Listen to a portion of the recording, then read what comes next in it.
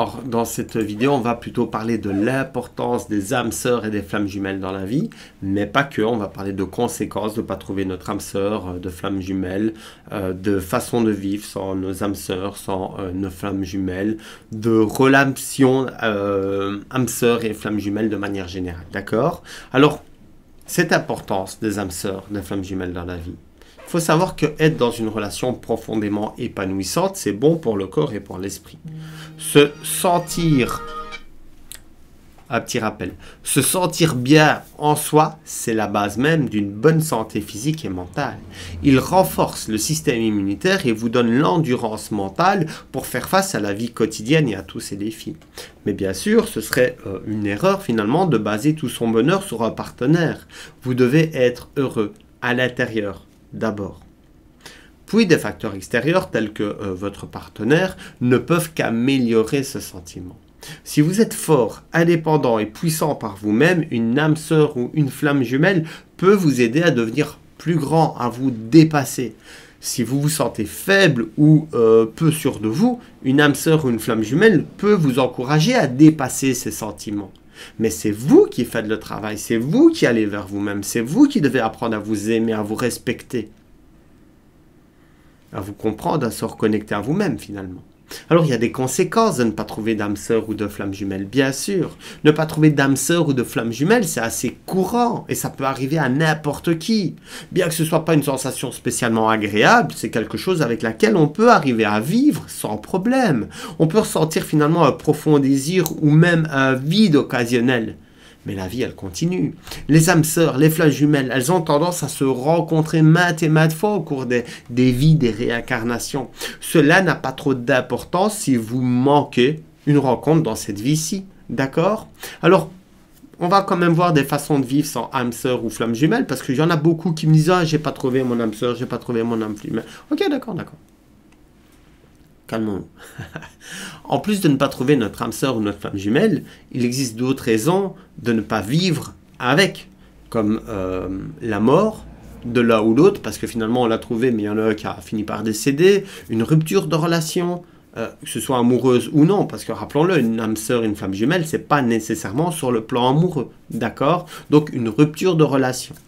Contrairement à cette croyance populaire, hein, les relations entre âmes sœurs et flammes jumelles ne durent pas toujours éternellement dans la vie.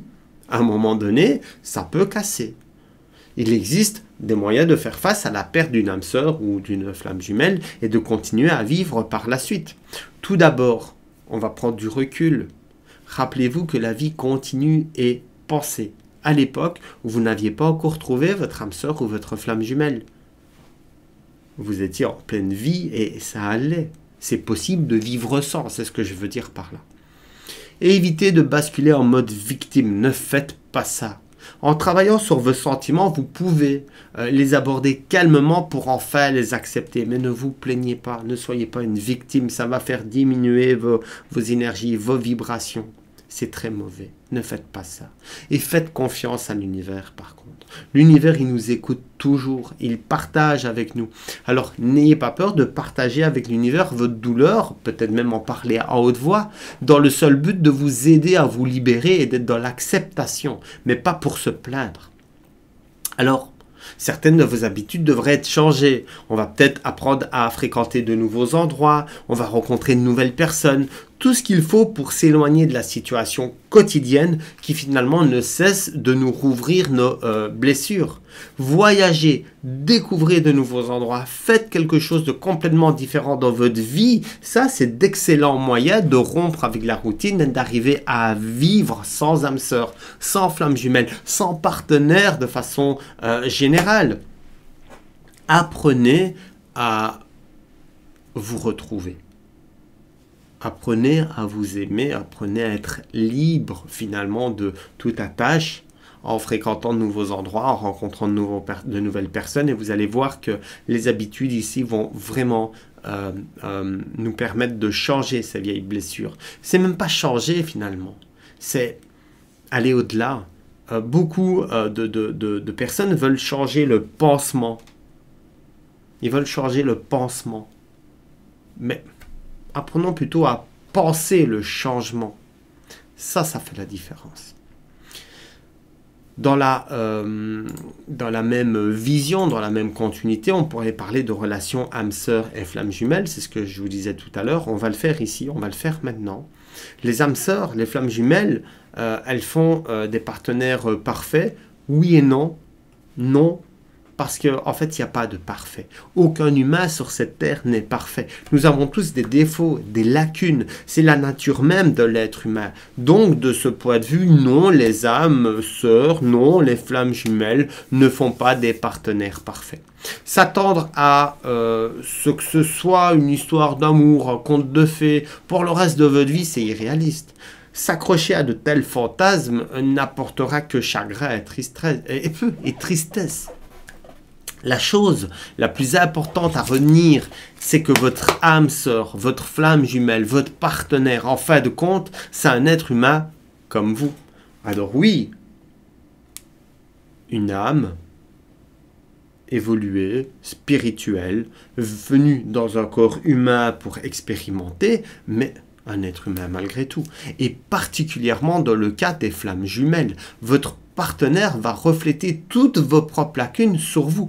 Parce que finalement, c'est le miroir de votre âme.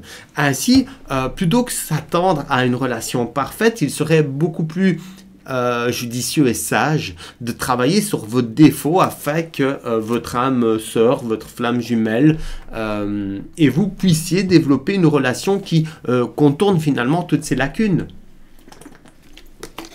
Comme pour tout dans la vie, s'attendre à la perfection est un moyen infaillible de se mettre la pression et d'augmenter donc inutilement son niveau de stress. Par conséquent, il est crucial de réduire vos attentes et de comprendre qu'une relation d'âme sœur ou de flamme jumelle ne sera pas parfaite, non. Cela peut même ne pas durer éternellement. C'est comme toute autre relation finalement. Juste avec des bonus supplémentaires, vous allez finir toujours par être en désaccord, vous disputer, même rompre. Être réaliste à ce sujet maintenant va vous éviter beaucoup de chagrin plus tard. Cela dit, attention, rien n'empêche une relation d'âme sœur, de flamme jumelle, de n'importe quel type de durer pour le reste de votre vie. Je ne suis pas en train de dire le contraire. C'est certainement déjà arrivé et ça arrive, mais c'est le résultat de beaucoup de travail acharné des deux partenaires pour que la relation fonctionne. Des fois, on est là, ensemble, côte à côte, partenaire, j'entends. Puis il y en a un qui va monter, l'autre, il est peut-être en chute libre, moralement, etc. On n'a plus les mêmes énergies et ce serait facile de se séparer.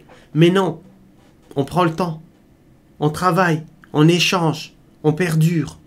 Et il y a un travail finalement acharné et on revient au même niveau. Et puis des fois, il y en a un qui va manquer de confiance, etc.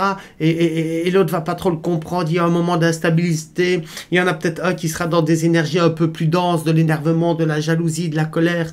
Mais l'autre, il est là et il sait au fond de lui. Ils savent tous les deux. Et c'est temporaire, cette petite passe. Et finalement, il y a un travail qui se fait. Et là, c'est beau, c'est magnifique. Et on a deux âmes qui continuent sur le même chemin. Ça, c'est beau. Ça, c'est beau. J'ai une émotion moi-même là maintenant d'y penser. C'est pas impossible. Mais pour qu'une relation fonctionne, il faut travailler. Être une âme sœur, une flamme jumelle, c'est pas une formule magique pour une relation réussie. C'est, à la rigueur, un privilège qui doit être entretenu avec douceur, mais tout au long de notre vie. C'est très important. D'accord ? Alors, avant de clôturer cette vidéo, je voulais quand même voir avec vous l'importance de la liberté dans les relations, dans toutes les relations. La liberté, c'est le facteur le plus important pour maintenir en vie une relation. Tous les humains aiment leur liberté personnelle et apprécient un partenaire qui leur donne de l'espace pour se développer sans pression ni influence.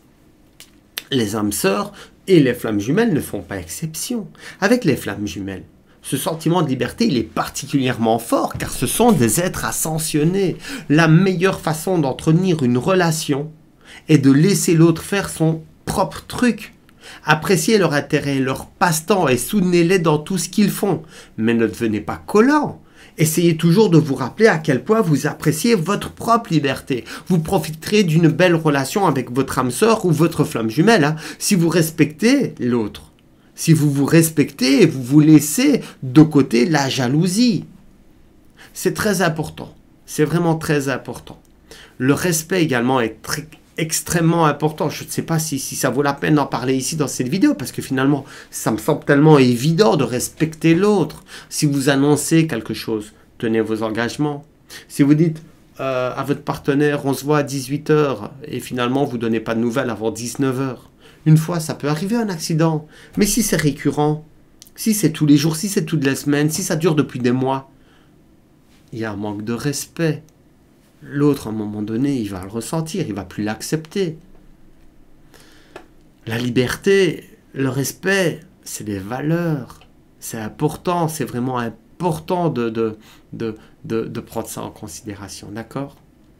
Dans la prochaine vidéo, je parlerai de possibilités d'avoir plusieurs âmes sœurs ou pas, de flammes jumelles ou pas, comment se donner rendez-vous finalement, qu'est-ce qu'on peut attendre, les défis, le fait de vivre avec une âme sœur, une flamme jumelle, de vivre avec, et je vous donnerai des petites techniques également